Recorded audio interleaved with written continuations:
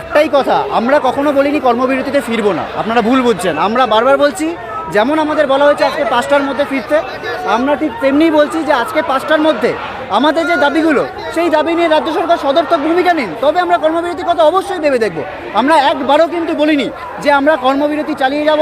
আমরা বারবার বলছি যে বিকেল 5টা অবধি যেমন সময় দেওয়া হয়েছে, আমরাও সময় দিচ্ছি যে এই 5টার মধ্যে রাজ্য সরকার সদর্থক একটা ভূমিকা নিন, তাহলে আমরা কর্মবিরতির কথা আমরা জিবি করে ভেবে দেখব। তোমাদের এই 5টা দাবি যদি না মানা হয়, তোমরা যেটা চাইছো সেটা যদি না মানা হয়, আমরা এখনও আশা রাখছি রাজ্য সরকার সদর্থক ভূমিকা নেবে।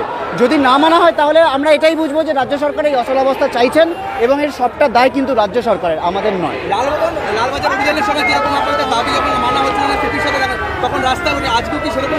যদি দেখা যায় আমাদের সেরকম হয় তাহলে আমরা শান্তিপূর্ণভাবে অবস্থান বিক্ষোভে বসতে বাধ্য হব।